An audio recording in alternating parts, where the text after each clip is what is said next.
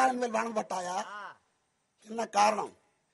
நான் என் தந்தையாக சுற்றிவனும் கை கலந்து சிறந்த யுத்தம் செய்யும் போது என் மேல் திடீரென்று பானத்தை போட்டு விட்டாய். ஏன் போட்டாய்? என்ன காரணம்? உனக்கு எனக்கு என்ன பழி? உனக்கு எனக்கு என்ன விரோதம்? ஹே ராமா, ஏன் இந்த மதி குறைந்தாய்? மறந்து வாழால் எடுத்து என் மேலே எய்தாய்.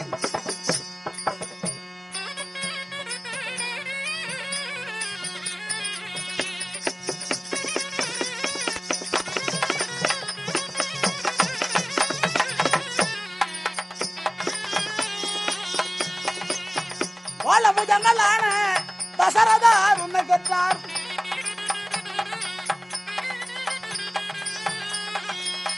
வாழ புஜங்களான தசரதார் உன்னை பெற்றார். குரங்கைகள் வாதோ நாளம் கொடுத்தார் உனக்கு வரும். ஏன் இந்த மது குறைந்தாய்? மறந்து வாழால் எடுத்து என்ன எய்தாய்.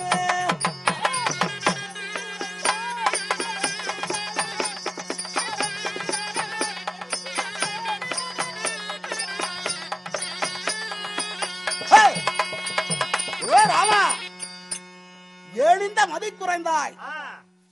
ரகுராமா, எடுத்து அந்த என் மேல் எய்தாய். வாழ புஜங்களான தசரதன் உன்னை பெற்றார். குரங்க கொள்ளவா சொல்லி கொடுத்தார் உனக்கு வரும். ஹே ராமா, உங்க பரம்பரையே அப்படிதான். 64 தலைமுறையாக சூரியகுல வம்சம். யாரா ஓக்கியமா இருந்தீங்க? ஆமா, ஒளிவானம் போடுறது, திருட்டுத்தனமா ஒருத்தனை கொள்றது. உனக்கு எனக்கு சண்டைன்னா நெஞ்ச நிமித்தி நேருக்கு நேர் வரணும். நீயா நானானு பார்க்கணும். அவன் தாண்டா வீரன். ஏண்டா ஓட விட்டு முதுகுல குத்துறதா வீரம்? இந்த மராவர்த்தடியார் என்று ஒளிவானம் போடுறதா ஒரு வீரம்? அதுவும் தவிர. ஏ ராமா, குரலுக்கு வாடினருக்கோ உண்டுவா இனி சொந்தம்.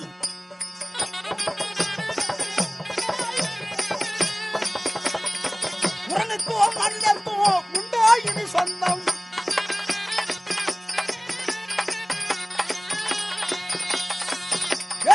மது குறைந்தாய், மறந்து வாழால் எடுத்து என் மேல் செய்தாய்.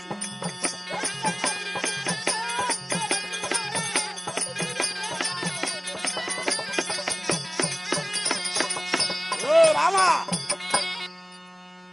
இவரா முந்தானத்து பையனி, நேத்து மலையில முந்தானத்து முளைச்ச காளானி.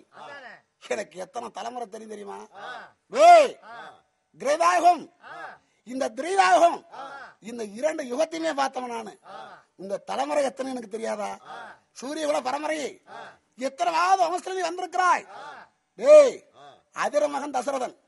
அந்த தசரதனுக்கு 60,000 வருஷமா புத்திர வாக்கியம் இல்ல. எத்தனை ஆண்டு? 60,000 வருஷம். பிள்ளைங்க இல்ல, வேண்டாத கோயில் இல்ல, செய்யாத தவம் இல்ல. ஆனால் எத்தனையோ வகையெல்லாம் செய்து பார்த்தான் தசரதன், பிள்ளைங்க இல்ல.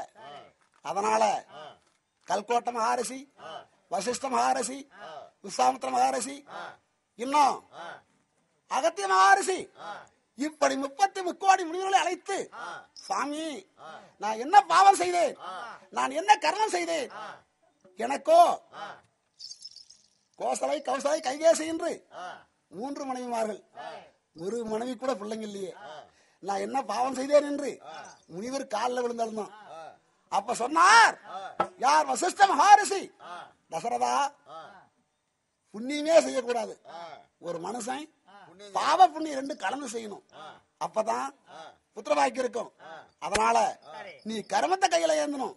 அதனால நாங்க முனிவரெல்லாம் சேர்ந்து தேவரெல்லாம் நினைத்து நாங்க வேள்வி செய்யறோம். அதே நேரத்துல நீ காரணம் சென்று ஆனால் கர்மத்தை கையில ஏந்தணும் அப்படின்றார்.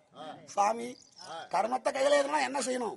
போய் காலத்துல வேட்டையாடு, 1000 உயிரை கொல்லு, அப்ப பாவம் உனக்கு போய் சேரும், அப்ப புத்திரவாக்கி கிடைக்கும் சொன்னார்.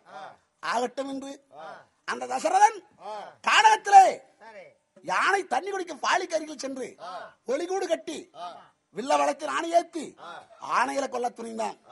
999 ஆணையை கொண்டான் தசரதன். ஒரு ஆணை குத்துப்பட்டு காயத்தோடு ஓடிவிட்டது. அந்த ஆணை கொண்டதான் சரியா 1000 பாவம். அந்த ஆணை எப்ப வரும் அப்படின்னு பாத்துக்கிட்டு இருந்தான்.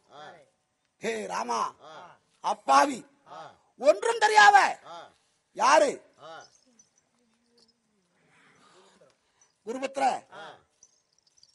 குருபுத்தர் தாயாராகிய சாம்பாதேவியும் அவர் தந்தை சாம்பாமூர்த்தியும் மருமகள் செய்த கொடுமை தாங்க முடியாமல் அன்னக்காவடி கட்டி தன் மகனாகப்பட்டவன் தாயும் தந்தையும் காவடி கட்டி ஊரூரா சென்று பிச்சை எடுத்தாவது அம்மா அப்பனை காப்பாத்தலாம் அப்படி என்று தாயும் தந்தையும் காவடி கட்டி தூக்கி விட்டு வந்தான்.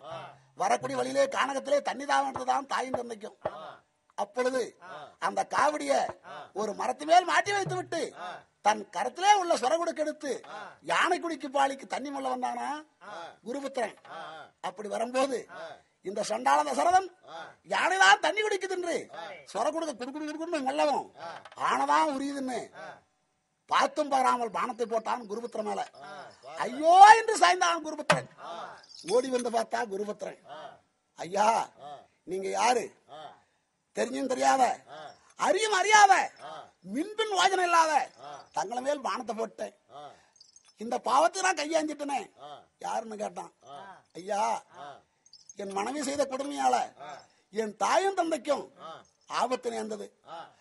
அவர் உயிர் பிழைக்கணும், மகனா பிறந்த அப்பனுக்கு அம்மாளுக்கு உதவணும். அதற்காக அன்னக்காவடி கட்டி என் தாயும் தந்தையும் ஊரூரா பிச்சை எடுத்து அப்பனையும் அம்மாளையும் காப்பாற்றலாம்னு வழியா வந்தேன். என் தாய்க்கும் தந்தைக்கும் தண்ணீர் தாகம் எடுத்தது. அதோ அங்குள்ள மரத்திலே மாட்டி விட்டு இந்த யானை குடிக்கும் வாளிக்கு தண்ணி மேல வந்தேன். யானைதான் வந்துருச்சு, என் மேல பானத்தை போட்டேன். இருந்தாலும் தாகத்துக்கு உதவாத பிள்ளை ஆயிட்டேன்.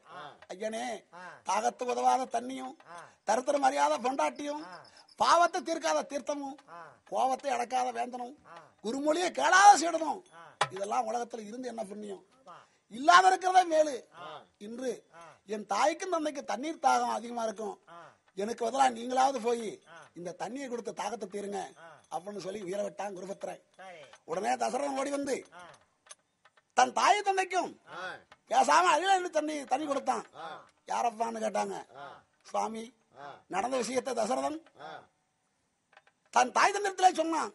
அடே தசரதா, நான் பெற்ற பிள்ளைய என் தண்ணி தாகத்தை நீங்க முடியாத செய்துட்ட, கொலை செய்துட்ட. ஆனா உனக்கு பிள்ளைங்க பிறக்கும், 4 மைந்தர் பிறப்பாங்க. நீ உயிர் போற நேரத்துல ஒண்ணு கூட உன் உயிர் தண்ணி ஊத்தாது, நீ அனாதைதான் சாவுவ. புறா சாபத்தை, இந்த சாபத்தை கொடுத்து அதே இடத்துல அவரும் மாண்டு போய் விட்டார். மூவரையும் எடுத்து தகனம் செய்துட்டு உன் அப்ப நாடு வந்தான். டேய் ராமா, நீ ராமனா பிறந்த கடா புண்ணியம். உன் தந்தையாராக தசரதன் உயிர் போற நேரத்துக்கு உயிர் தண்ணி ஊத்தனையா? உன் தம்பி ஊத்தனானா? அல்ல உனக்கு இளைய இருக்கிறானே வரவன் சத்திருக்கணே அவங்க தான் ஊத்தினாங்களா? யாருமே தன்னுடைய உயிர் போற நேரத்துக்கு உதவல. அப்பேற்பட்ட துரோகிங்க நீங்க. டேய், அதெல்லாம் நடந்த கதை, இப்ப நடக்க போற கதை. எனக்கு என் தம்பிக்கும் 1000 சண்டை இருக்கும், 1000 விரோதம் இருக்கும். நீ நியாயமானவனா இருந்தா நேரிலே வந்து, அடே வீரவாளி, நீ செய்த அக்கிரமம், நீ செய்யற அக்கிரமம் அநியாயம் இன்று என்ன கேட்டிருக்கலாம். நாய அநியாயத்தை உணர்ந்து தீர்த்து வச்சிருக்கலாம். டேய் ராமா, உன் மனைவியாக சீதா பிராட்டிய ராவணன் சிறை கொண்டு போனா அதுக்கு நான் என்னடா பண்ணுவேன்? கட சண்டாளா, என் தம்பி ஆகிய சுக்ரீவன் அவன் ஒரு எலிக்கு சமானம், எனக்கு ஒரு துரும்புக்கு சமானம்.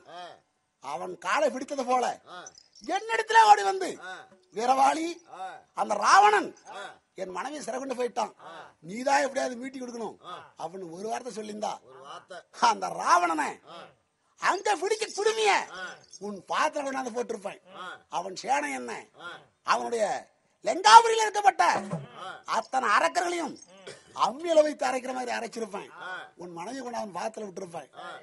என் தம்பியாய கேவலமற்ற சுக்ரீவனுடைய வார்த்தையை கேட்டு இப்பேற்பட்ட வீரம் மேல வானத்தை போட்டிய சண்டாளா. டேய் ராமா, ஏன் போட்டாய்? முதல் சொல் பேசுறா, வாய் பேசு.